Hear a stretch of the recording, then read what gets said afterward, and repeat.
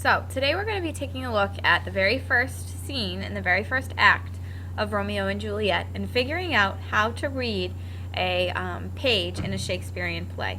There's a lot going on the page, but everything is there for a reason and everything is important. So you have a sheet that is a picture of the page, and on this sheet you should be doing the same thing that I'm doing on the screen. You should be circling or underlining or drawing an arrow to the same elements that I'm going to draw, and labeling each item to help you follow along as you read. So make sure you pause this at any time if you need to stop and write.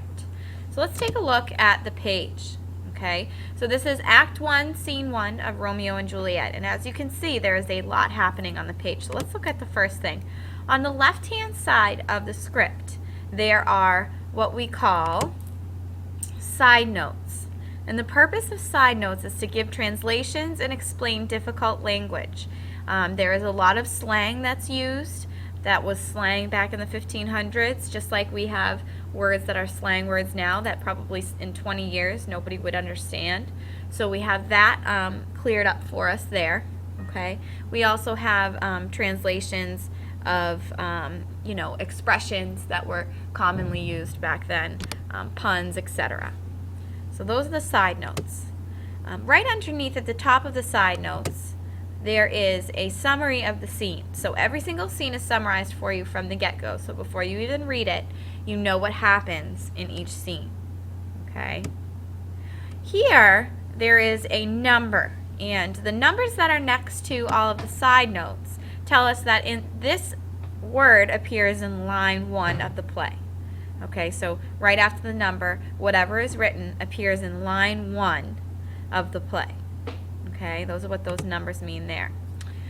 In some of the side notes you will see a ... or an ellipses, and that ellipses means that everything between those two words is what's included here in this side this side note. So everything between draw and collar in line 4 is what's covered in this side note. Okay, that's what the ellipses mean. So these directions here, just under the scene, and you'll see them throughout in italics. Anything that's in italics is a stage direction. And a stage direction is meant for the actors so that they can figure out kind of what they're supposed to be doing, okay, where they are, what they should be doing and preparing for. Maybe the mood of the scene is described in the stage direction. Okay, if somebody like laughs or something, the word, it'll say laughs in stage directions so that you know as an actor what you're supposed to be doing, not necessarily saying at a point in time. So these are not read out loud. These are simply for the actors. Okay, you can see here that there are some names written in bold. Okay, and those names indicate that that person will speak the lines below. So Samson, that's circled there, will say the line, "I strike quickly being moved." Okay. And then on the left-hand side of the script are line numbers, just like you would find in a poem. We've talked a lot about how poetic Shakespeare's stuff is. Okay, this is another example. We have line numbers. And with each scene, you will see that the line numbers start over again. Okay?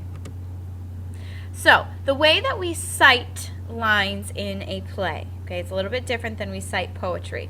So, let's say I was using this quote in something I'm writing, "A dog of the house of Montague moves me," and then you see those 3 numbers after the quote in parentheses. Those 3 numbers, the first one refers to the act. So this quote is in Act 1. Okay, then we write a period. The second one is the scene. So we know that this quote takes place in Act 1, Scene 1. And then the last number is the line number. And if we have more than one line number, we would do like we would do for a poem. So it's lines 7 through 10, okay, with a little dash in between. So that's how we tell our readers where we got a line in a play. So act, scene, line number with a period separating each of them.